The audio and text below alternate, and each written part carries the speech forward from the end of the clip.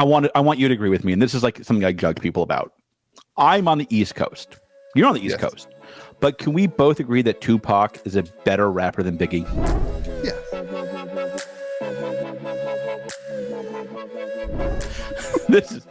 We're gonna have a good episode. Whoa! Welcome to MetaZoo be with you, America's most correct TCG podcast.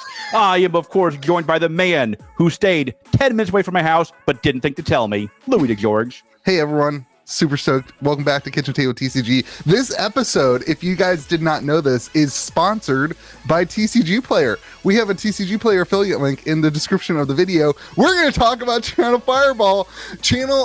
TCGPlayer bought a flaming pile of poop.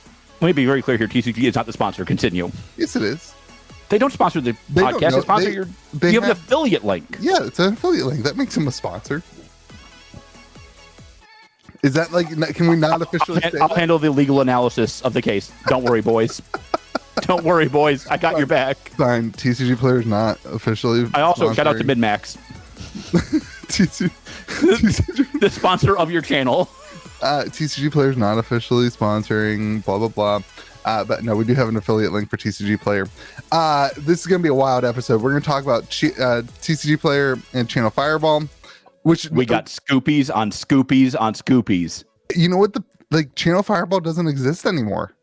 It's over. It's over, baby. It's over. Am I the last standing bald man in the TCG space? I think so. I'm amazed that somebody actually bought it after nobody could buy it like 2 months ago when everybody was trying to buy it. We're gonna talk about that. I got so many scoop. I have the inside scoop on basically the story from formation to amazing fiery ending. My email blew up last night. If you haven't subscribed to the channel yet, this is the time to do so. It's going to get hot and heated over the next couple episodes as we dive into this. I think this is going to be a common thing. When ChannelFireball blew up the world, the fab world, we said that ChannelFireball is going to be a popular subject. I think it's going to get more popular as we figure out more and more about this deal. So we're going to talk about that. We're going to talk about Fab shredding $1 million to fund their Worlds tour. Just a funny way to say it. Double Masters, Double Tendies. We're going to talk about Cryptic Wave 2 spoiler. It's going to be sweet. No, wait. Is there a different card in Wave 2 and Wave 1? Yeah, we're going to talk about it. And then we're going to talk about the MetaZoo WME victory lap that they're on right now with their IP branding. So, we're going to talk about banning Purple Elf and how that works. Don't ruin it now. Okay. We don't know yet. You don't know what we're going to talk about. It could be anything. You don't know. Oh man. All right. I'm ready. I haven't made content in like 5 days. I've been on vacation. Was wondering why my feed was so much more enjoyable. Yeah, that's great. All right, TCGPlayer buying ChannelFireball. Do you want to give them the rundown of the deal, or do you want me to? Why don't you give them the rundown of the deal, and I'll tell the rundown of the story of like how this happened and what happened. Okay. Well, I want to prelude this with I just put a video out probably the day before this, but I love TCGPlayer. I want to start with this. I have done in the last 3 months. God, here we go. In the last 3 months, I looked this up. I screenshot it so it was easier to find. In the last 3 months, I have sold 2,888 items on TCGPlayer.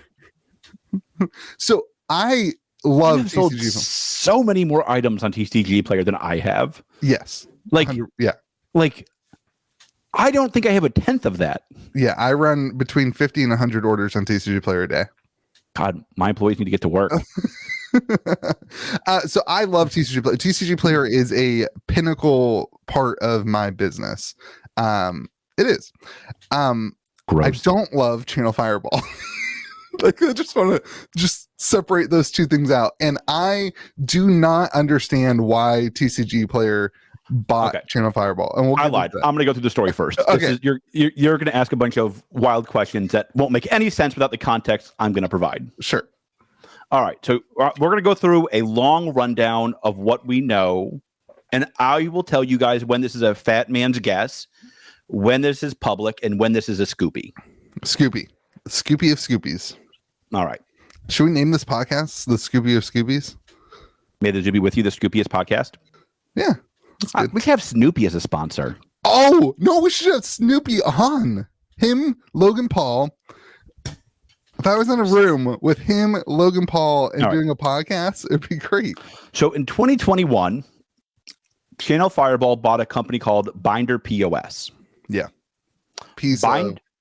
First of all, shout out to Joe G for reminding me about this because I'd actually forgotten this, and he sent me out a great article about this. And this is when I would argue to you, Dr. Louie, things started to change for ChannelFireball.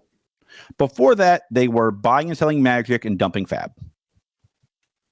But I don't think Fab was even a thing back then. Q2 21? Are you feeling okay? That's when they bought them? It was that. Binder POS. It's only a year ago? No, maybe it's not. I lied. Doesn't matter.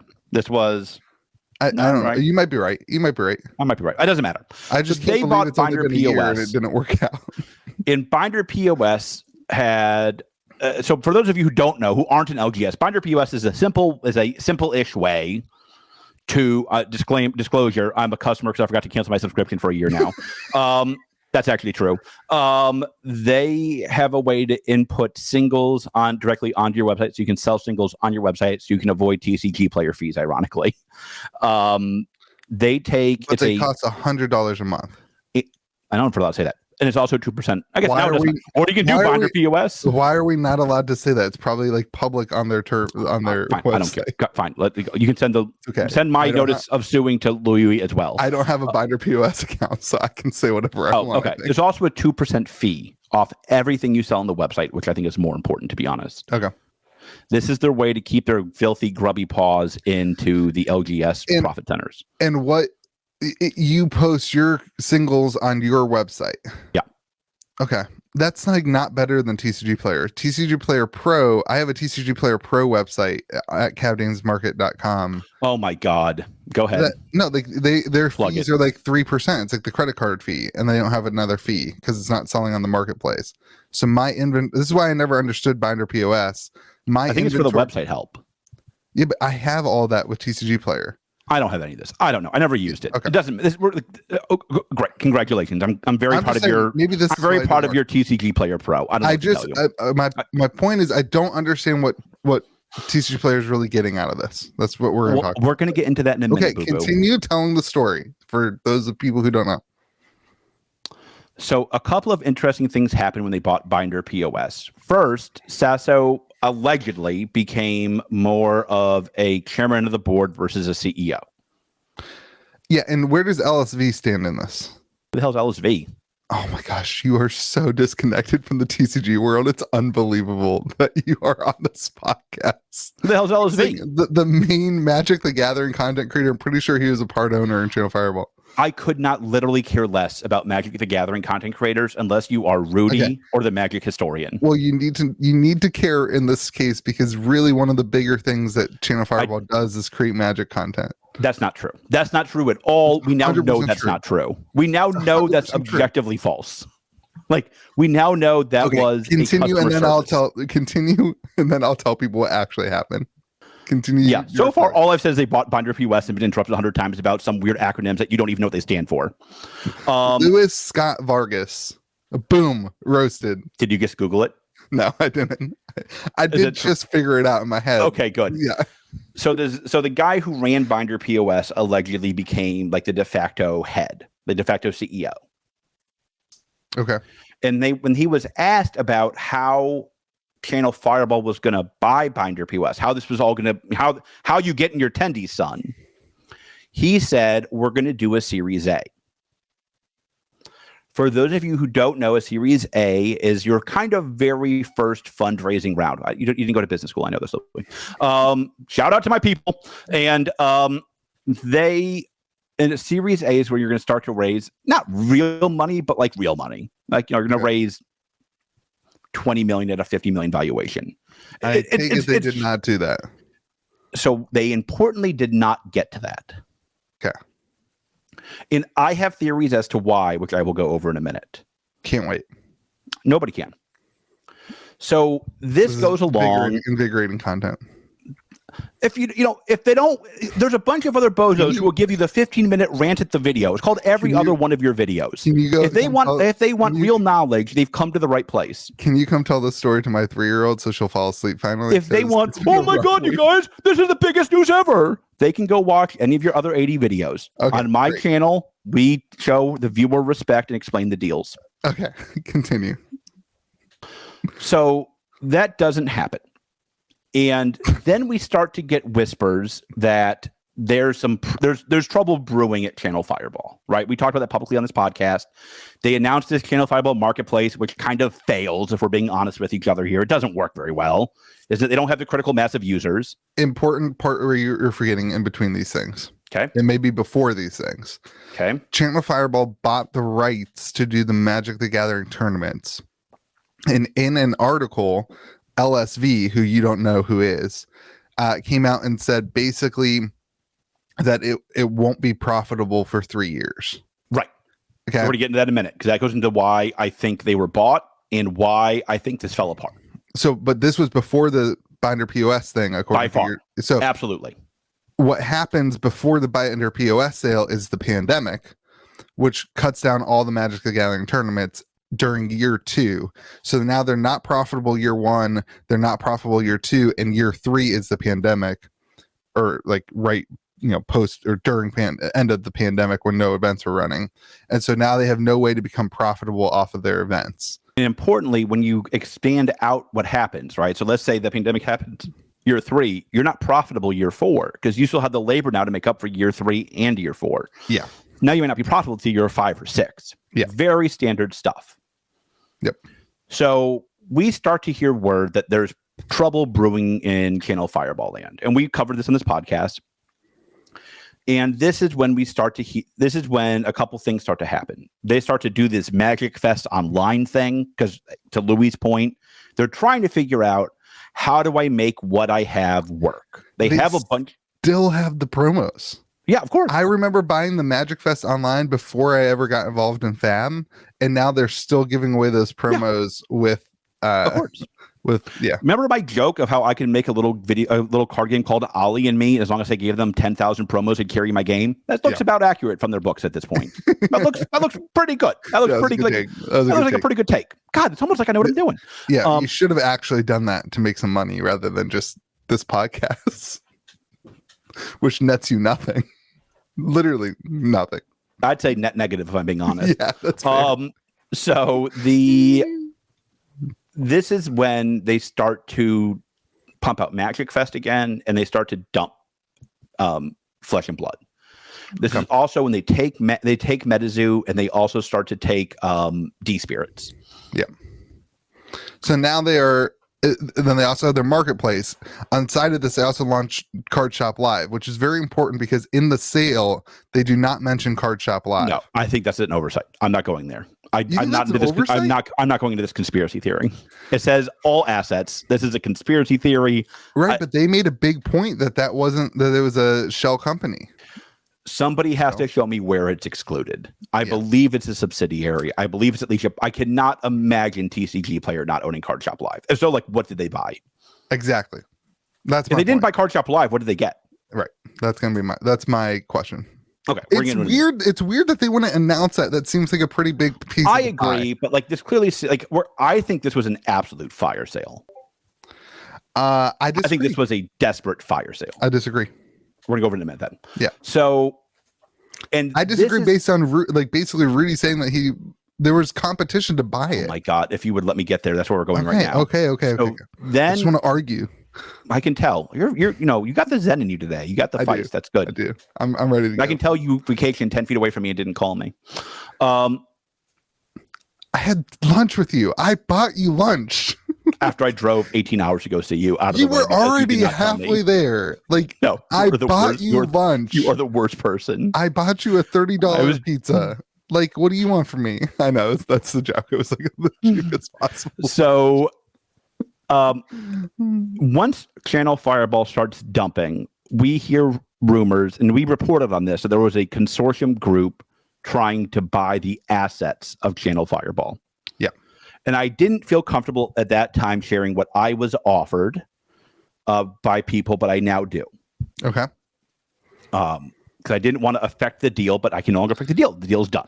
This is right before or right during Rudy's big ChannelFireball video, and when I ripped up the playmats for those who watch videos. Yeah, everybody, I'm glad everybody watches the podcast. That's like a preview of what happens in the next year for TCGs. That's the benefit of this podcast. It gives you future focusing glasses. Yeah, we tell you exactly what's going to happen. and except you get angry emails from game designers. Yeah. Yes. I just got to read some telling books, the future. Yeah, I just got to read some books. Yeah, you can read some books. That group was Rudy made it public that he was one of them, so I can share it was Rudy. And there was 2 other people, including a former ChannelFireball content creator who loves himself, and another person who loves to sit down. I'll leave it at that. If you know, you know. I don't know that one. It's all right. Don't tell me. It's LSV, I guess, but it'll do. I'll text you later. Or call. You don't know this? Let me text you now. I probably know who it is. I just don't know who doesn't like to sit. I don't know that. I get it. I get it. No, I don't care. Okay, good. All right. Think of Mitch. Okay. COVID? So I got offered a pallet of WTRU from somebody not in that group, but several people candidly adjacent to that group. Right. Me and one person in that group are so I didn't get offered, but I got calls from 3 different LGSs saying, what's going on? Why am I being offered to buy ChannelFireball's stock? Pallets, not cases, pallets. And that's fine. I get pallets. I can take a pallet, but listen, I can take 5 pallets. I was not being offered 5 pallets. I was name a number of pallets you're willing to take. Right. And I thought God, that's weird. They must have 50 pallets. How many stores can take 2 pallets? Welcome to Wraith. Most stores can't take 10 cases of WTR. No. And I think people forget that. I can count 7 stores when I did my math of people they have to call. And I know one person took 1 pallet. Yeah. My competitor. Sure. Who I will not name. Okay. But he's a friend of mine. All right. So everybody kind of thought that group was going to buy the distressed assets of ChannelFireball, which is mainly just flesh and blood, if we're being honest with each other. But there was also conversation of people trying to buy actual percentage into ChannelFireball too. And so that group offered to buy either the distressed assets or the company.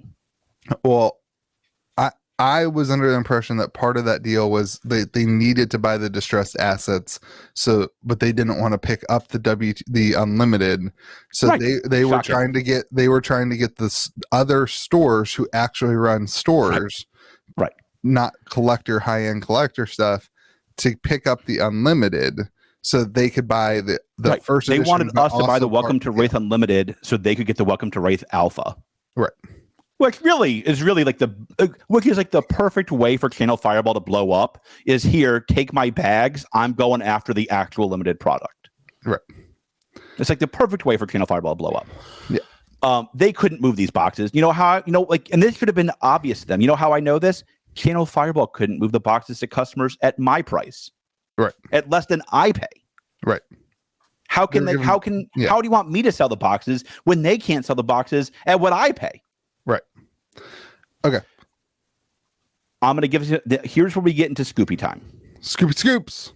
This is an important Scoopie. I know Louis mocked me for telling you guys the full story because he's mean and he's brilliant and he's smart. Yes. But incredibly good looking. Thank you. So I have had 3 people tell me that part of the deal was between 200 and 250,000 boxes of Flesh and Blood, the vast majority of which is Monarch Unlimited and Welcome to Wraith Unlimited. I don't believe that number. I firmly believe that number. I know. I texted you the one source that said I could share their name with you. Your sources He's are not great. lying. No, your sources are great. I agree. Me too. I refuse. I think it's a I think it's I don't want to admit that the LSS would print that many boxes, and I refuse to admit that they would. If they're offering me pallets, there's 100 cases on a pallet. That's 230,000 boxes. There's 15,000 500 to 600 pallets. There's 15,000 players. Well, okay, hold on. That's a different topic. I want to talk about that in a minute. So let's go. I believe me, I'm taking my freaking victory lap on you bozos about how I said LSS and ChannelFireball were in a murder-suicide pact, and how LSS was forcing ChannelFireball to take more boxes than anybody could reasonably sell in this environment. And instead of stopping production, they kept shoving boxes down Sasso's throat. I don't feel bad for Sasso one iota. Do not even put that in the comment section. Is LSS that is not what I super said. Smart? No, and I'm gonna go rewind a minute because you think these prices are low? Hold on. I know, but they did sell the box. Well, they did. Yes, they cashed out. Louis, the game, I don't know, but they made a lot. We'll talk about it now for a second. I want to be very clear, right? I mean, on where I want to talk about where I agree and disagree with Dr. Rudy Esquire about boxes. I don't mind cheap boxes. What's that? If boxes, I just guessed a number. If boxes were $40 a box that LSS sold them for, that's $9.2 million in inventory. I don't know. I'll think. You're gonna edit this. I might share something in a minute that you might edit. I'm not editing anything. No. Okay, I can't share it. Okay. I'm not editing. Rudy and I disagree on the price a good box should be. Sure. Here's where we firmly agree, in my opinion. Rudy, put in the comment section below if I'm lying. Or say if I'm right. It'll help. Either way, it just brightens Louis' day, I'll be honest with you. That's all I care about. Yeah. I like Rudy. I'm a big fan. Great. I'm a big fan of you and the Magic Historian. And Desolator Magic, who's coming on next week, and James White the week after. The last print run of Welcome to Wraith Unlimited was so astoundingly stupid, I cannot handle it. Yeah. Why make the box out of print and then print 20 trillion boxes? Just keep it in print. Just keep it in print, do a regular print run, then print more when you need it. Why is there this need to make things out of print when it's unlimited? I get why you want to make first edition special, but bull, absolute bull. You can find printer. Louis, how long is it going to take those 15,000 players to go through 200,000 boxes? Keep in mind, that's 15,000 players worldwide. Worldwide. We need to talk about the 15,000 number now that we have got there. 15,000 gem accounts that were active for a 90-day window on release week. So that's where we're getting that number. There's 15,000 active gem IDs on release week for Uprising. And let's say those numbers are off by 33%. Let's say there's 20,000 whole players. That's 10 boxes a person from this one source. I don't want to get into this anymore, but after obviously we're not talking about that, but the metric that they're using is saying that they're taking Magic the Gathering as the industry standard, and Magic the Gathering 10x's their organized play number to figure out what their number is for players. Basically saying kitchen table players don't go and play in the thing. And I think that's probably pretty accurate for Magic the Gathering. I never went into an LGS for 3 years before when I played Magic the Gathering. It took me 3 years to go to an LGS. I still play the majority. I own an LGS, and the majority of the Magic the Gathering games I play are played at my house. The majority of the Magic the Gathering I play is at Beloit College 20 years ago. But for Flesh and Blood, I don't think that's accurate. I think the majority of the gameplay happens in a store because it's a new game and it's competitive. It's not a casual game. So I don't think that number works. My problem is I think that they took the industry standard 10x and they 10x that number. Now you have 150,000 players, and these numbers they don't that's crazy talk. Well, why is it Monarch? Why is Monarch at map? Why is Monarch getting the map? Right, but it makes sense where they got to those numbers, which is what I'm saying. If there's 150,000 players in quotations, okay, let's print 100,000 boxes of WTR Unlimited. It shook me yesterday.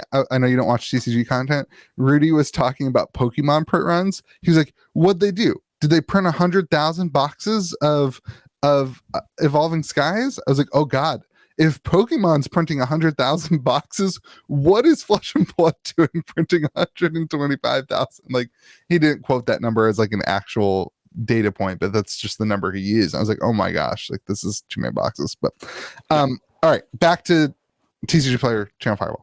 So like, this is absolutely dead inventory. And I mean this. Like, think about this. Let's say a third of those boxes, which I think I'm hearing it's more than that. But let's say a third of those boxes are Monarch Unlimited. So you have 60 to 70,000 boxes of Monarch Unlimited. Let's say hypothetically. Yep. What price could you sell 60,000 boxes of Monarch Unlimited at? I don't think you could do it at $19.99. I don't. Comment section. Let us know if you would buy a $20 box of Monarch Unlimited. I'm sure you will. But how many? That's great. Like, how many? Like 60,000 boxes. Each player who played in an LGS has to buy a case to clear that inventory. Yeah. Of a set that's now been out for a year and a quarter. With a banned hero. Not banned. Sorry, Living Legend. Yeah. Yeah. No. Like, what are they doing? They're getting that money, baby. They're hiring, they're growing their staff. They're hiring a US rep. That's the $9 million. In the words of Yazi, you got boats. Let me tell you, I now believe that a lot more than I did before this story. Yeah. No. Okay. So here is what I heard. I heard that a person high up basically killed the deal with the consortium. This is just a rumor of a rumor of a rumor. Do not take my word for this. This is not a Scoopie. I don't have the sources I need to consider this a Scoopie. But I heard that the 3-party was basically vetoed by somebody. Gotcha. And that's when TCGPlayer came out and bought the carcass. Gotcha. So here is what going to your question of why would TCGPlayer do this? I think they get 2, maybe 3 main things out of this. Then I want to talk about like where I think the industry is going from this and how I think LSS should handle this and how I think MetaZoo should handle this candidly. Okay. What did I start off with?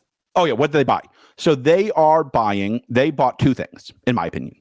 They bought the rights to do Magic events, which are coming back strong. Wasn't it a 3-year contract? I mean, they were to cancel it because everybody hated ChannelFireball. Okay. Then they're also, more importantly than anything else, they're buying their relationship with Magic the Gathering. Okay. They want to be able to print 25,000 variants of Soul Ring. And who wouldn't really? Okay. Every TCG, every ChannelFireball bundle of Magic has 18 different versions of a Soul Ring. Okay. Those things are actually very valuable. You don't think so? Like, I agree. I think I agree. I'm very worried about the events.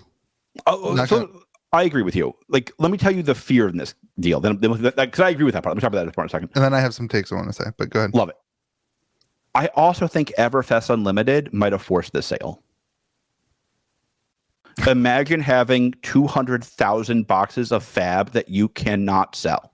They tried selling it. Isn't for sale. They tried selling it near Christmas time at less than my cost and couldn't sell it. And now you're being told. What are you saying Everfest Unlimited for? Because Everfest Unlimited has been confirmed to come out now by a couple of people. Okay. They're going to have to take the way the contract. I don't care if you cry or not. Magic Historian, come back. You can still get first edition Everfest for like $12 below map with no volume. Right.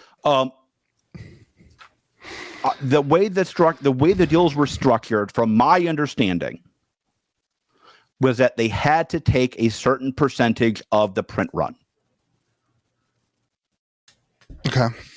So if Everfest Unlimited is 200,000 boxes and they have to take 20% of that, they have to take 40,000 boxes of Everfest Unlimited. Yeah. So does that move over to TCGPlayer now? That is the question. Yeah. I will. You do this, then I'll take my victory laps. But go ahead. But don't worry, boys and girls. There will be some. I don't have to go for my walk today because I'm going to be jogging here in a minute. Okay. It's weird the way that it's lined up.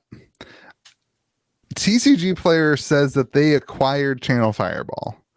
ChannelFireball says that they are combining.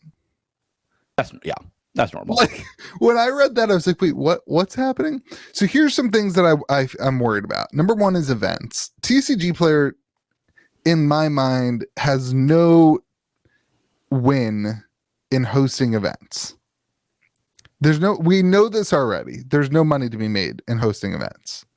Unless you have a booth with product and whatever, there's not a whole lot of money to be made in hosting the events.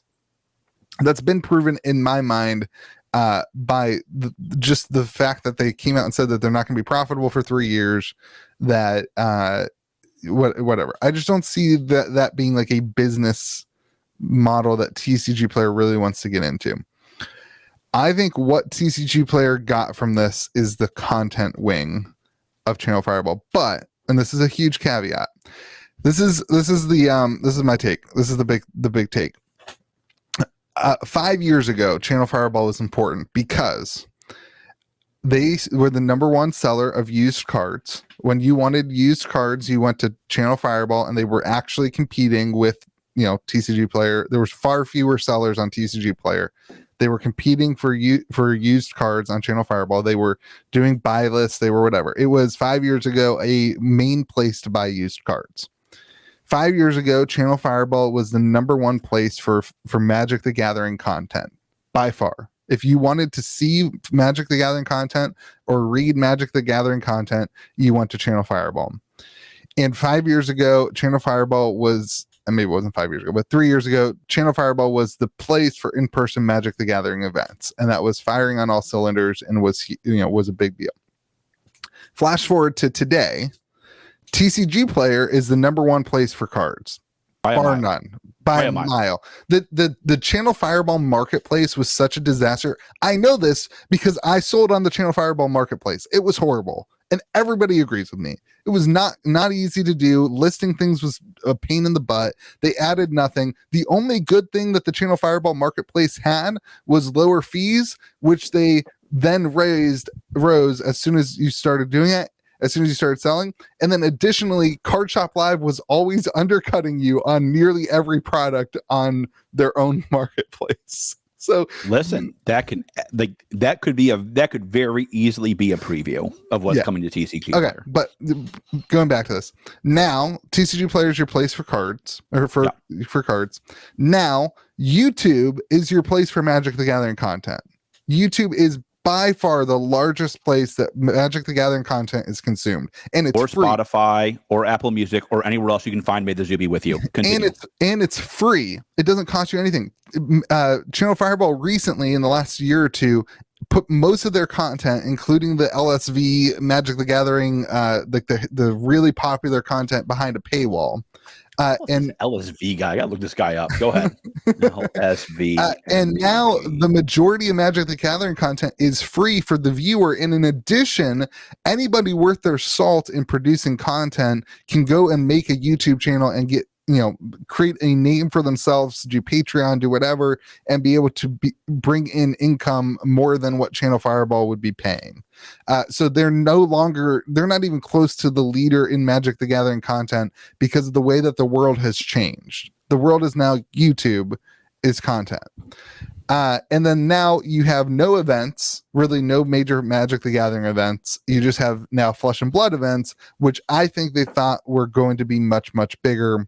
Of course. And ended up being not as big. So in my opinion, ChannelFireball was dead. And they just took the best deal. TCGPlayer, your comment about the Magic, we don't know enough about the Magic background, like the behind the scenes of the Magic industry, to know what they get from for buying ChannelFireball. That's absolutely fair. We don't know that. That would appear in my mind to be the only win for that. Yeah. The other win potentially would be the content wing of ChannelFireball as it pertains to vast, like what's the magic command zone, really big things. But I don't understand why TCG Player wouldn't just go to them and say, hey, we'll pay you more. Like, yeah, that was always my we're thought. missing something. There's some hidden fruit here. Well, I mean, like, listen, like, here's what we could be missing is like, look, like, I think they get an astonishing amount of boxes. You're talking fab boxes? Well, that we know. I'm talking about magic boxes. Okay. So then what? TCG Player is going to start selling on their own marketplace. Oh, God. That's my God. So now let's talk about when I start hating TCG Player is when TCG Player starts selling boxes on their own marketplace. They didn't buy this to help Sasso. They did this because it makes sense for them. Like, why would they buy this without being able to sell products? What do you think they did this? A bailout to love the LGS? Like, stop it. No, I never thought that. Like, listen, like they have the fab deal with they have that deal with Flesh and Blood where the money goes to the local game stores. If I were TCG Player, and as a user of TCG Player, 3,000 sales in the last 3 months. I wish they would have put money into creating a way to ship products easier without having to go to pirate ship or whatever. Like, if they're going to compete, pirate ship. If you want to sponsor this channel for discounts and shipping, hit our DMs. We got you, baby. If their TCG Player's biggest competitor was never ChannelFireball. It was always eBay, and it will always be eBay. It will always be eBay, and you're not going to buy eBay. eBay's not going to buy TCG Player. What, you're gonna buy eBay? No, but like, you could tell me somewhere where eBay buys TCG Player. So, well, like, eBay is doing things like they've got the 50-cent tracking shipping label that you can print when you sell cards. Yeah, it's great. It's awesome. It might be like 70 cents. I don't know exactly how much it is. I don't sell cards on eBay because I sell them on TCG Player. TCG Player is the best way to list singles. eBay sucks to list, but it's way easier to ship. So I wish that TCG Player would have invested in something that would actually go about that. This was a confusing thing for me, man. I still don't. I guess you're right. Like, they're going to sell boxes. You're probably right. They're going to sell boxes. I hate it that you're right. You suck. The question is, do they want to sell on TCG Player or keep Channel Card Shop Live alive? That's the question. Yeah. And we don't know that. We won't know that. I will warn you that don't listen to anything they say. Like, they're going to lie to you the next couple months. Yeah. This is okay. So now that we've talked about what happened, I think this is absolutely devastating for local game shops. I've heard this a lot, and it's sad. I mean, all right. My victory lap is a part of this, so I will take my victory lap now. You're going to take a victory lap before you tell local game stores that they're dead? Yeah. Okay. A really stunning man in a Hawaiian shirt said two things to everybody the entire time for more than a year now, for years now. I said, ChannelFireball is a murder-suicide pact with LSS, which I think has now been proven, as one of them is dead. The other thing I said is that that they need to renegotiate this deal with ChannelFireball. And all I heard was, ChannelFireball wouldn't let them out of the contract. Why would they possibly do that? Wham. You don't know what you're talking about. Go back to law school, dummy. Sasso would have gnawed off his arm to get out of this deal with ChannelFireball is my best guess. They have hundreds of thousands of boxes they couldn't sell. Yeah. They couldn't have, Sasso would have chopped off several toes to get out of this deal is my best guess. Because he can't sell the boxes. LSS forced this deal to remain in place is my hunch. Don't know that for sure. I have no Scoopie on that. But I can't see another way that that's possible. Can I say something? Please. I think this is really important. We are in no way excited about this. I know we're talking about this like we're excited about it because we love the industry and we love talking about the industry, but this doesn't make us happy. I'm very happy I was right. Continue. I know you were happy you were right, but yes. you aren't happy about the outcome of this. The outcome of this is horrible for you and I. This is this will kill your local I'm going to tell part of the story. This news broke. I went to my store yesterday. I said, I want you to get ready to sell basically everything I have in Fab. Every unlimited box I have in Fab, I shouldn't have it anymore. Yeah. This is your store is very heavily focused on Flesh and Blood, and it shouldn't be. That has been my takeaway from this. My YouTube channel is very heavily Flesh and Blood. This is bad for Flesh and Blood. This was bad for Flesh and Blood, and we said it a year ago that this is bad. It needs to be changed, and that's what we're saying. We are not excited about this. I am devastated about this. I'm not devastated. I'm fracking furious. Yeah, I want to make sure that's known because it comes across like we're celebrating it. I don't know what to do with my life. Well, you could have saved that $30 on pizza then. Yeah, I so then not heard the end of it for the rest of my life. You were vacationing 10 feet away from me, didn't call me. Trust me, I know people who have never bought you lunch. I know the people who have never bought you meals, and that's true. I hear about them. If you're going to invite me for dinner and I'm going to give you free advice, I think you could buy my meal. For the record, I didn't ask you for any advice. You just talked to my wife the entire time. That's because me and your wife are friends, and you were just kind of there as like a fifth wheel. Terrifying. Me and your wife are friends. Yeah, it's terrifying to me. I love it. Me and your wife are close. Yeah. You both have big mouths. You're both gonna yeah. Anyway, continue. That's fair. Tell me how the couch feels later, will you? So should watch the podcast. I'll send her. I'll sell it to her. We're my friend. She's my friend. Both ChannelFireball and LSS should be totally ashamed of themselves. Listen, I am not one to agree with Rudy about print run sizes being too big the second the boxes go 1 penny below MSRP. This is a freaking embarrassment. Hundreds of thousands of boxes that people could not sell below distributor cost should tell you everything you need to know about the honest demand for Flesh and Blood. If you guys want to yell at me again, you have my email. Email me, tell me you hate me, tell me I'm a dummy, tell me I can't read. You have my email. I don't care. This is the only reason this is hard. Because Spring Tunic is still a $175 card. The boxes are too cheap. The staples are too expensive. Yeah, we have said this. And this is why we said when Fab History Packs came out, this is why I said, why are we doing this product? Why isn't it a smaller product that has a crappy version of legendaries at a much easier pull rate to get the prices of legendaries down and an easy product for stores to sell? George, how many History Pack Volume 1 have you sold?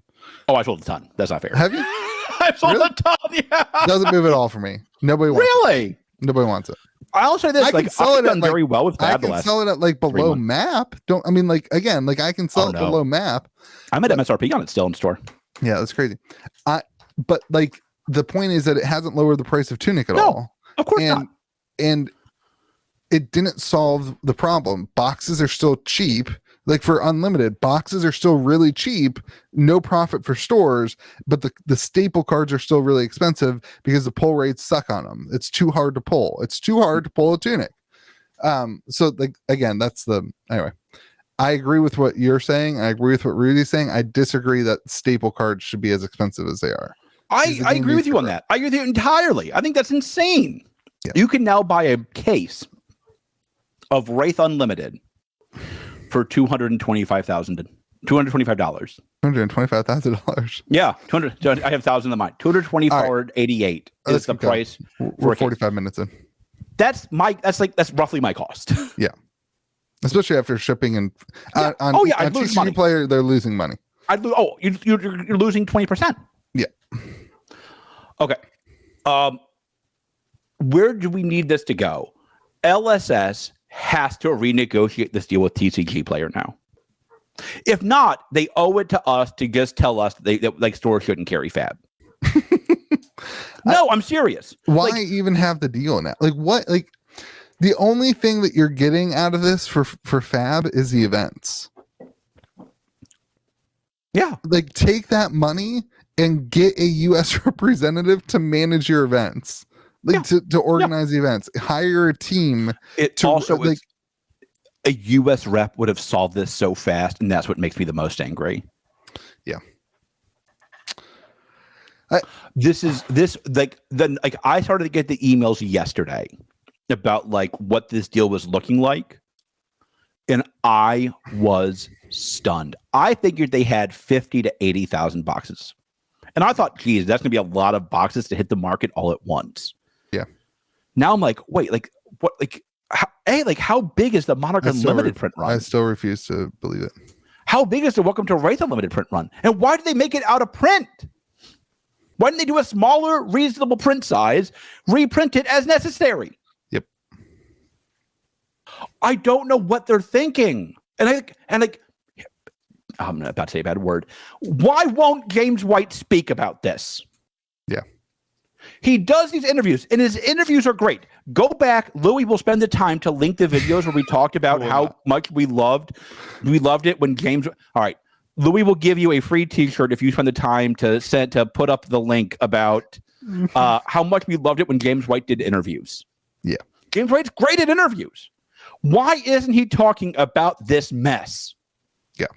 It revolves around Flesh and Blood in a big way.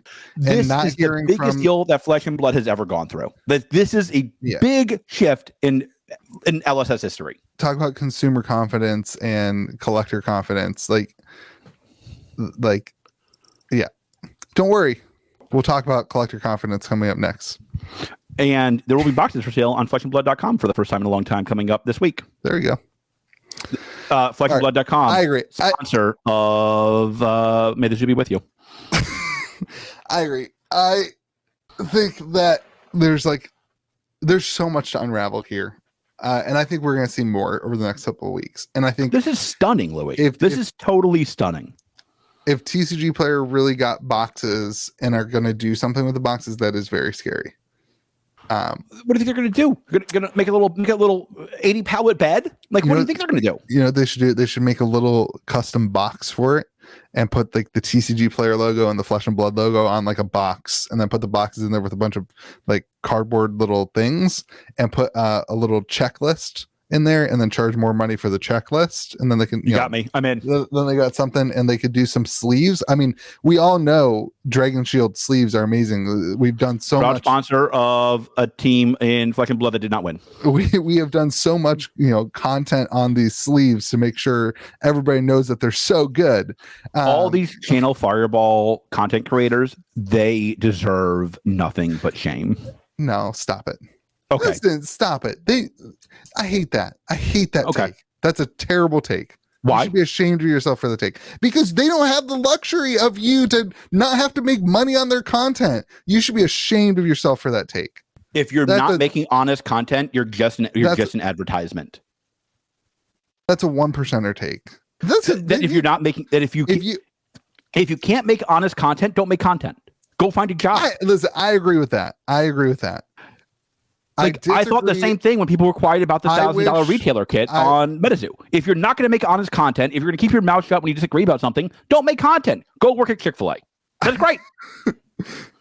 I wish that those content creators would have come out and said something about ChannelFireball, but I also respect the idea that they are in a different financial situation and that their content still matters and that they deserve to be if you're paid for going their to make content. nothing but advertisement, your content doesn't matter. Okay, we can agree to disagree, but I think that's a rough take, and I respect those content creators still. So I'm proud of you. Okay. I don't like move on. Speaking of things, Fab shreds $1 million for Worlds. So Fab shredded. Listen, I want to talk about this. Don't take this as a positive take because we're about to be negative. This has been the biggest news in Flesh and Blood this week, and I don't understand it. Like, it blew up in the Magic the Gathering world too, and like, it's so freaking stupid. I don't understand why it's so big of a deal. Like, did we really think LSS was going to lie to us and print more gold foils? Somebody was like, Louis, this was shout out to Ken. Ken was like, no, Louis, he was mean to me in your Discord this morning. No, I take away that shout out. Sorry, Ken. Go play some Blitz. Ken was like, Louis, why haven't you done a video on Fab shredding the gold foil tunics? So if you didn't see, they shredded like 39 gold foil tunics or something like that. they announced that the 50 in circulation are the only ones that are going to ever be in circulation. And I was like, because it affects like 8 rich guys. It doesn't affect anybody. Somebody was complaining. My favorite tweet was somebody complaining. They were like, it was a Magic player. Why would Flesh and Blood do this when the tunic is still $170 and it's too expensive? I was like, you really think the 39 gold tunics are going to lower the price of the spring tunic? What are you smoking? Like, this has well, that might make sense coming from Ken. Actually, now that we think about it, what are you smoking? It wasn't Ken that tweeted that. The only people that this affects, there's 2 groups of people that this affects, are the people who own gold foil tunics and multiple of them and care about the investment part of it, which are like 2 or 3 very rich people who my content shouldn't matter to them.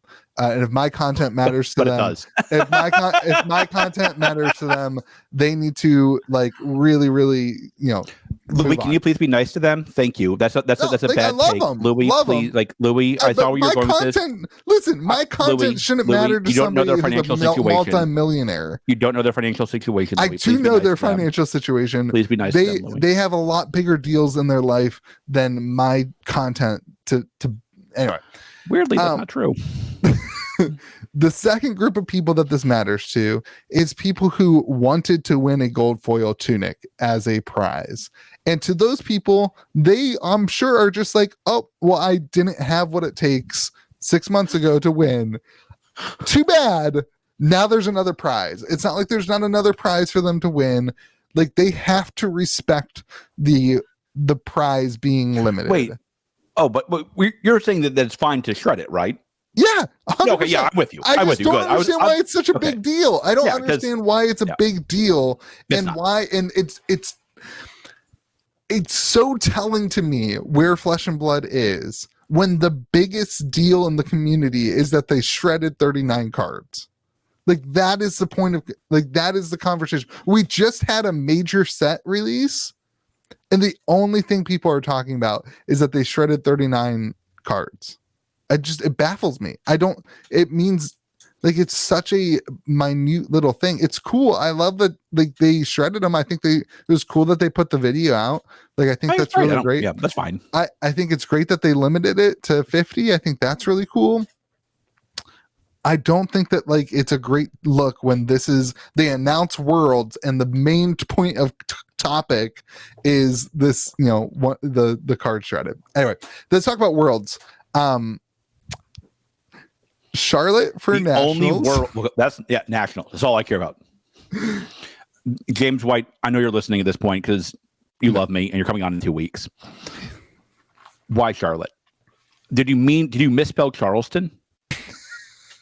Charlotte's a great look. I want to talk about this because I'm going to talk about how bad of a location Worlds is. Charlotte is a great location. It's great. It's for Nationals. It's a cultureless void in America's second worst state. Okay, for those of you who are not in the United States of America, George has some weird vendetta against North Carolina because he's from South Carolina. I'm glad you know where I'm from now. That's nice. That's it's not really that big of a deal, and he's the only one who thinks it's a big deal. And Charlotte is a great location. Let me tell you why. Because nearly all the flights in America on the East Coast go through Charlotte. Charlotte's a major airport. Why are you looking at me like that's not accurate?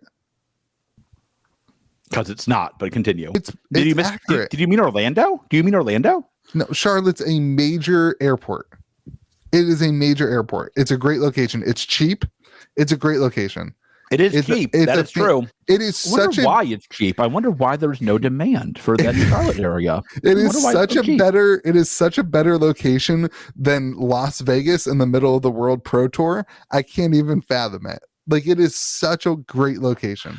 Secondly, there's not even a Buc-ee's near there. Stop it. It's a great location. The Buc-ee's in Best Carolina. Secondly, coming out with the dates, really great. Really, really good. They solved that issue. North Carolina uses vinegar for barbecue sauce. That's all I got to say. That's all I got to say. Move on. All right. I want to talk about Worlds, though, Because San Jose? What? San Jose is a great city. It's a major airport. No, it's not. Everybody in the world is going to fly through LAX to get there. Why not just have it in LA? LA is expensive. I agree. Why not have it 30 minutes outside of LA? Expensive. I agree. Oh my God. What? Yeah, airport's tiny in San Jose. Is that the right airport? San Jose's a tiny, like not. I was going to make fun of you, but now I don't think I'm going to get my wish. Let me be honest with you. Is that the right airport? I don't know. But my point is, like, you're going to fly through LAX to get there, which is a complete and utter like disaster. LAX is the worst airport in the galaxy. Okay, can you put your fingers away so we can have a conversation? You can keep going, baby. I got one more thing to Google. I love the dates. I think the dates are really good. Early in November is a really good time. It's before all the holidays.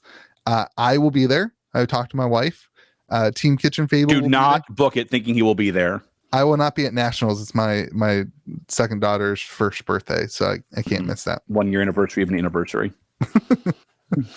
But I will be at Worlds. I'm super excited to hang out with everybody. Super interesting. But San Jose, I think, I don't know. It's just going to be really weird. I'm wondering if he actually meant San Diego and they got bamboozled. No. Stop it.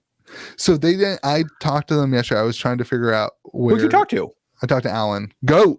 Alan's the goat. I love Alan. I want to have Alan on the channel. I've invited him. Anyway. I invited James White. Yeah. Every week on this podcast. I invited James White a lot before that stuff happened, and never mind. He doesn't, he might respond to me, just not you. And I don't blame him. I don't like responding to you. I don't know why he would. James, I was told not to communicate anymore. So I guess that tells you. Is that all it takes? Hold on, I'm sending you a text right now. Please don't message me anymore. I will not respond to any further communication. So yeah, San Jose though. I'm excited to go to California. I like California. I just don't want to fly through LAX. I did a stint at Pepperdine. I liked that a lot. But I think the date's really good. I think the time that they gave us to prepare is really good. All right. So that's all I'm That's great. I have a different topic now. Okay. I want you to agree with me, and this is like something I judge people about. I'm on the East Coast. You're on the East Coast. But can we both agree that Tupac is a better rapper than Biggie? Yes. Yeah, obviously. Yeah. Like that there should be no dispute or debate about this. Yeah. Okay, continue. Yeah, that was bad content because we agreed on it. I do think Charlotte Charlotte's great. I do feel for those on the West Coast. I do think that Central and like, I don't know, like what's that central big city? Chicago? Not Chicago. Austin? Chicago would be Dallas? great. Austin would have been great. What's the one where Gen Con's at? Indiana? Indianapolis. That would have been a great location. That would have been the absolute worst location other than Charlotte. Why? Like, who wants to go to Indianapolis for vacation? It's not a vacation. Your definition of vacation is so banana pants to me. This is what happens on Fab Nationals trips. Everyone goes, they go out to eat, they sit in their hotel and they play test. And they play test. It doesn't matter where it is. That was not my experience at Nationals. I went out, everybody else got drunk. I stayed sober because I don't really drink that much. Had a great time. Hung out with Dung. Hung out with Phil. Hung out with everyone. Hung out with a lot of my friends. Okay. Anyway, I didn't play test at all. I do. I almost won. I almost won. I want to just say I feel for those on the West Coast. Why? They have one in San Jose. That's fair. They also have to go through LAX to get to sit. They'll drive. They're on the West Coast. All right. They got Teslas, but cool. I just wish that this was the point of conversation for Fab this week rather than the shredding of. I also wish there had been a bigger movement to move it from Charlotte to Charleston so that we can actually have a good time. Okay. All right, let's move on. You know what we could have done? You could have had it in Florence, South Carolina. There's nothing in Florence but a Buc-ee's. And I think they could have actually rented out part of the Buc-ee's and had it there. Let's talk about Magic the Gathering. Double Masters. All right. Second wave, I got my numbers. I already had some shit from the second wave. So Did all you of really? you. Yes, of course. I haven't. My rep won't call me back.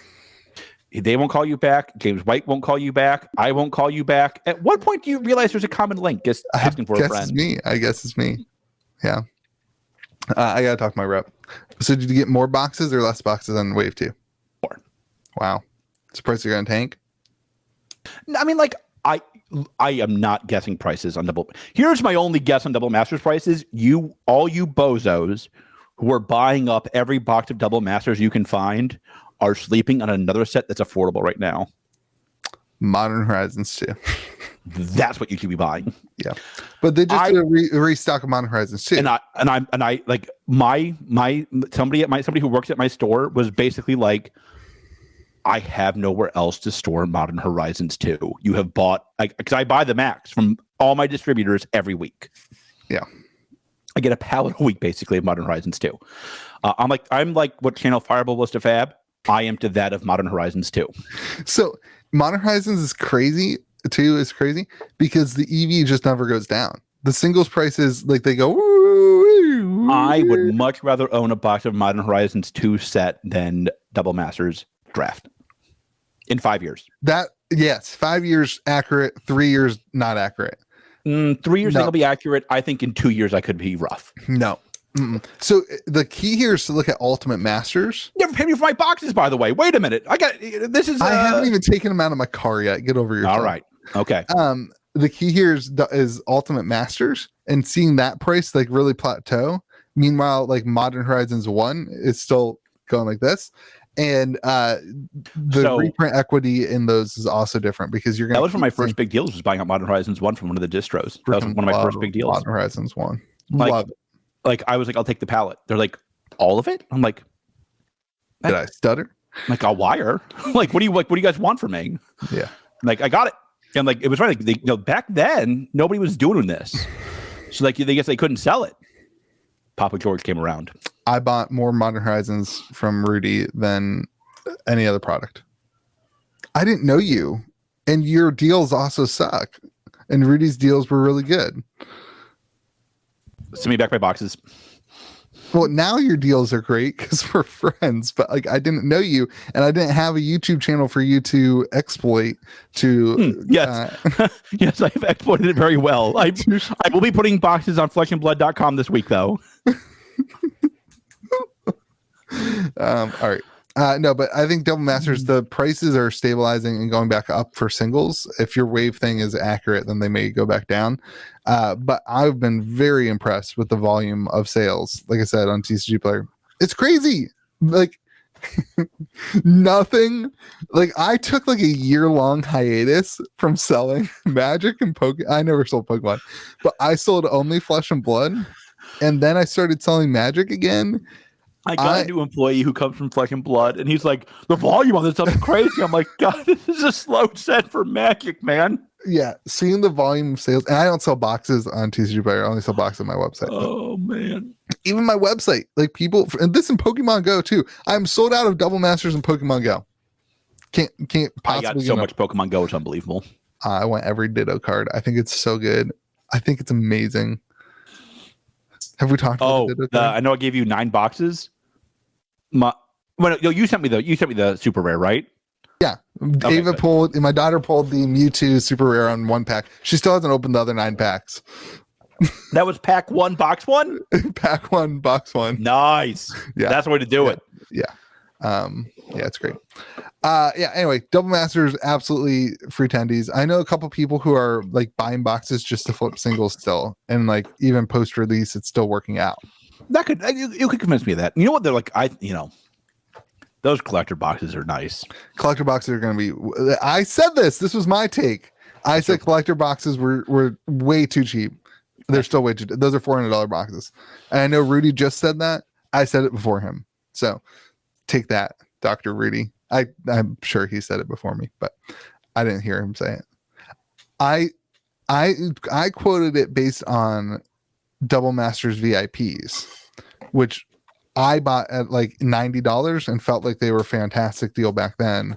And so like $100 a pack for essentially the same thing in the Double Masters 2022, I think that's a good deal. So we'll see how much this Wave 2 affects it, but long term, I don't like. Do not worry. Like, my only fear was don't FOMO into boxes. I still think you need to FOMO into boxes. Like, boxes are now, I think they're not unfairly priced in my opinion. My big fear is what happens with Dominaria as a result of this set being so hot. Somebody said that Dominaria would be the bust. I don't remember who that was again.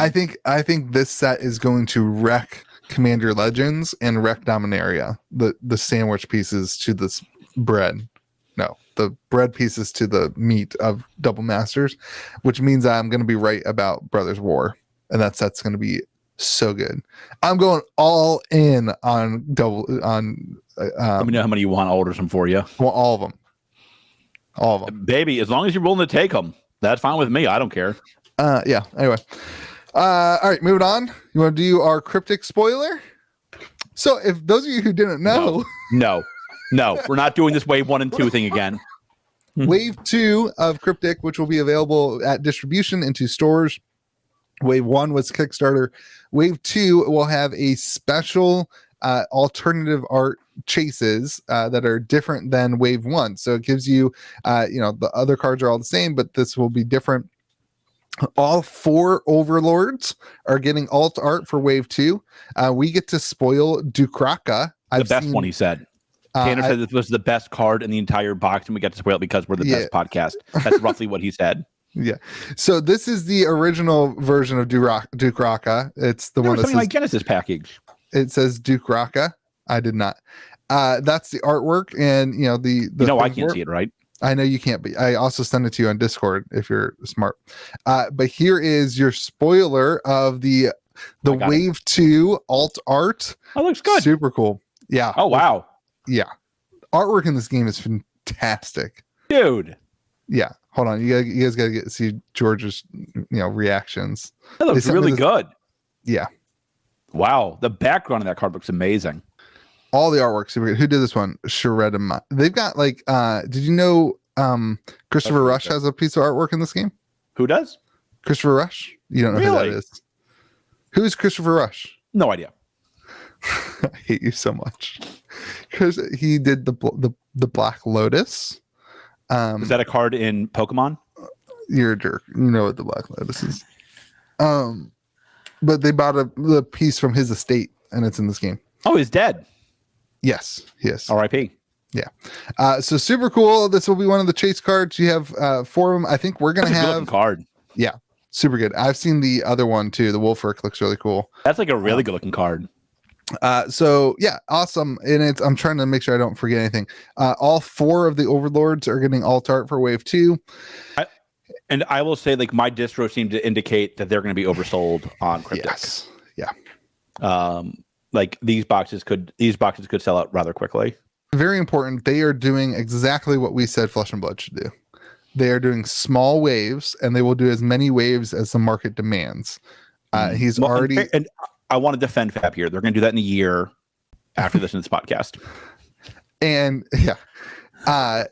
So that's what they're doing, and they've already scheduled the print time. And if they don't need the print time for 6 months down the road or a year down the road or whatever, they will just use that print time. They've already scheduled it with their printer that they can switch what product they are printing, so they can use that print time that they've already secured and the paper that they've already secured to print for their next set or whatever they need. Tanner gets it, man. He does. Like he dresses really well too. Love it. He just doesn't care, man. He gets it. He is who he is. I love it. Tanner gets it. Tanner is dangerous. Yeah, and the Cryptic community is also super chill. It's like Cryptic Army. It is. It reminds me of like 2021 Fab community. Like everyone is together. Everybody just excited to about everything. The difference is there's no conversation of like, this is going to kill other card games. It's just like excited to And that I was guilty of that. On this Hold podcast. on. Start this. I want to say, like, I was guilty of that in Fab. I said, this is going to kill Magic the Gathering, blah, blah, blah. I was so guilty of that. That was wrong of me. I want to say this. Cryptic will kill Magic the Gathering and Pokemon within 6 months. You heard it here first. It will not. It will not. And that's okay. It can just be a successful card game without that.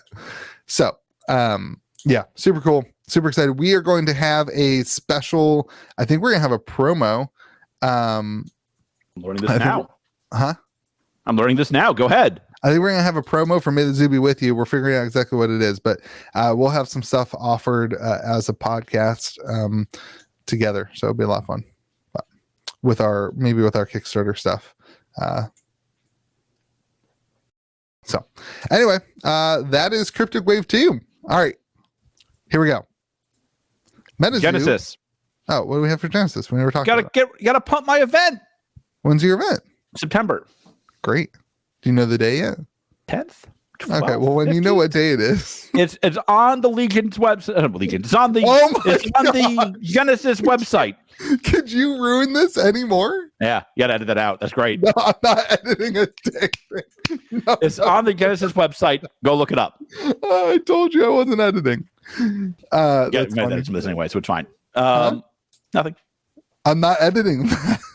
You don't have to edit that. It's too funny. It's an honest mistake. It was funny. I'm not worried about it. You guys can only be so mean to me. Sometime in September, you'll link it in the comment section. You can find out about it at fleshandblood.com.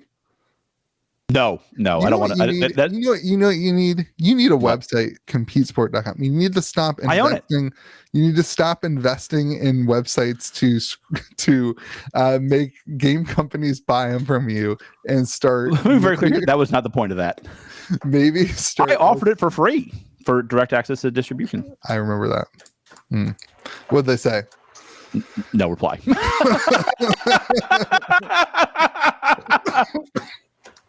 Wow. Okay. MetaZoo WME Victory Lap. All right. Question mark? No, bull. This is a victory lap. Like, I'm gonna go why I'm frustrated with this in a minute, but like, they closed a monster deal. Yeah, this is huge. Yes, getting WME, which is Warner Media Entertainment. It's like LSV. Who knows? So that is a major company that deals with A-list celebrities and A-list games, A-list titles, A-list IP, and they have agreed to help MetaZoo in the show, book, and I believe game. And like, listen, that's very impressive for a game that's about, 14 months old. Like, that is a huge win for Mike and MetaZoo, and they deserve nothing but praise for closing that deal. There's a lot of WMEs. I can't really figure out exactly what it stands for. It's your WME agency, boo-boo. I did. Agency. This is great content. Global leader in we're not editing. Global. It just says WME. It does not. William Morris Endeavor Entertainment. Yeah, that's right. That's basically what I said. So Warner Media. So like I was like, oh man, Batman. Let's go. I didn't think it was Warner. I was like, I don't think so. I think it's also Warner Brothers, WB. But that's okay. And I also don't think they own Batman. So yeah. This is they major own Batman. Warner Brothers owns Batman. Is that true? I thought DC owned Batman. I think Warner Brothers owns DC. All I know is when Batman comes up, the Warner Brothers logo pops up. That's all I know. I assume that means they own them. Go ahead and Google that. I don't think it's right. I'm not Googling it. The podcast will tell us in the comment section. We'll find out Friday. This is a huge get for Mike, huge get for Mr. Kitty, huge get for Steve Aoki, huge get for all these people. They did a great job closing the deal. I do think it means we're not going to see this stuff produced for a little while. You'll get the book pretty soon is my guess. But my guess is the movie, the TV show, the video game, you're talking a year or two out, which is fine. Because listen, do it right, don't do it fast. Yep. Like you own the bet, you own really good IP. Yep. Do it right. This is the first step in finalizing the IP branding of MetaZoo. Like, this is a very, very important, big first step in making this all happen. A lot of the things that we've talked about. Correct? Yes, absolutely. Oh yeah, Warner Brothers owns DC Comics and Batman. I told you just to wait for the comment section. I can't wait that long. I don't read the comment section. I'll never know. Well, like, this is a podcast. We're supposed to be talking, not texting. You were talking. I wasn't texting. I was Googling. It's different. Okay, so now let me get into the part that I like less. Yeah. Listen, I agree with this. They've got to relax on the bannings. It's not the bannings I care about. They banned Purple Elf Productions, a MetaZoo content creator. A great guy. Yeah. A great guy. I'm going to be on his channel next week. Is that going to get you banned? I know. The rumor is they banned everybody who liked this group called the Black Border Society's post.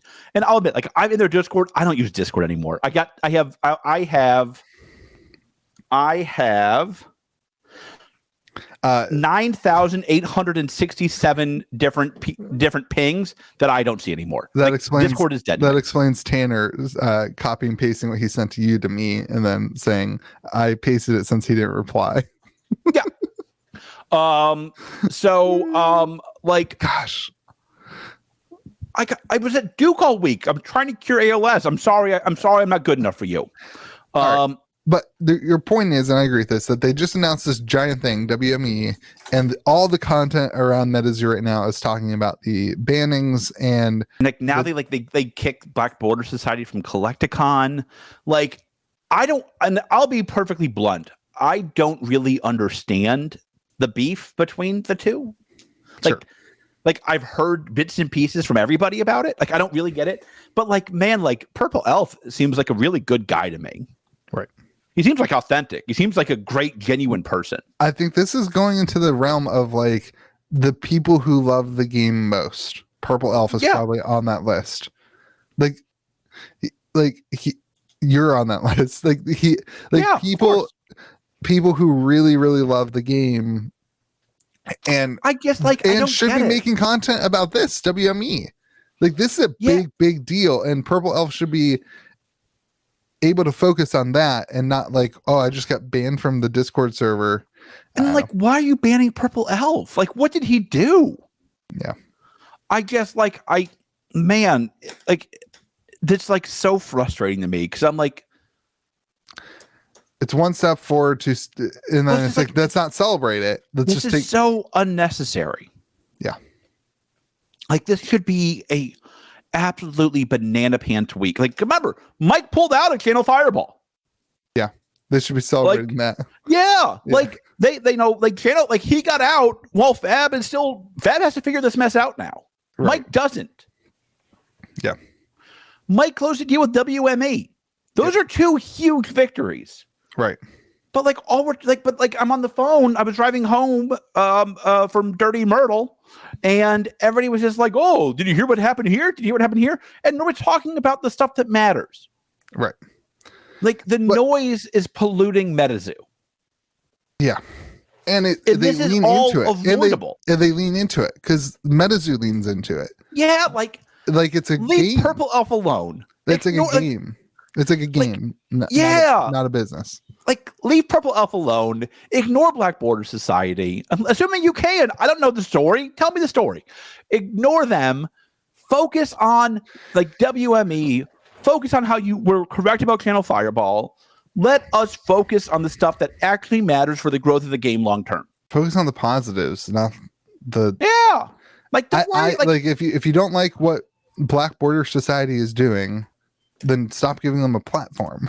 Like, more people know about Black Border Society as a result of the conversation in the official MetaZoo Discord about it than did before that. I have not part of the. I have not been on. I look for your messages.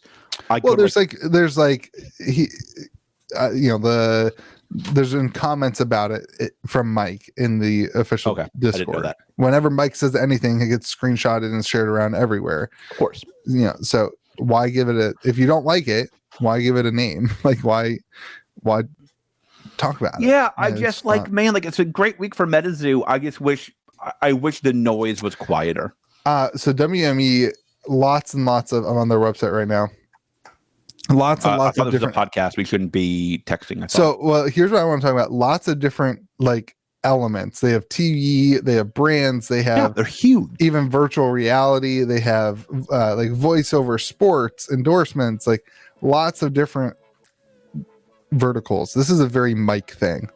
Lots of different verticals for WME that Mike can lean into with his different verticals. So that's really cool. Theater, you have a MetaZoo Broadway show, although the website's not great. Whenever you click on it, it just keeps going to books. But yeah, call Mitch, he'll fix it. Yeah, Mitch, fix their website. Gosh, I miss Mitch. We miss you, buddy. You think Mitch watches? Mitch, are you here? No, we told him to reply. We told him to reply a few weeks ago. If he watched, he never mentioned it. He definitely does not watch. I don't blame him. I wouldn't watch us either. You probably never respond to Mitch's text though, because I texted with him yesterday. Thank you very much. 4 billion texts. I texted with him yesterday. Thank you. Anyway, the point is that this should be a victory lap week for MetaZoo, and instead they're focused on the wrong stuff. I agree with you. But it's unnecessary. Loudest voice in the room is always negative, man. It's easy to get caught up in that. It's really, really easy to get caught up in that. So UFO comes out soon. UFO today is pre-orders are open. Is that true? For us, but people are watching this on Friday. So crazy. All right, that's it. Hour and 20 minutes. Anything else you gotta say? Cool. I'll miss you. May the zoo be with you. And also with you, beautiful. Hey, everyone, you can like this video. You can subscribe. You can join along. You can follow us on all the social media. All right, bye, everybody. May the zoo be with you. Hope you have yourself a fantastic day. Remember to be kind to the people around you. And we'll see you again next week. And also with you. You nailed the ending again. We already did that. Well, it's supposed to be the ending. We already did it. It's done. You can't go back. You can't May the zoo be with you twice. Then it's not. May the zoo be with you. May the zoo be with you. Bye.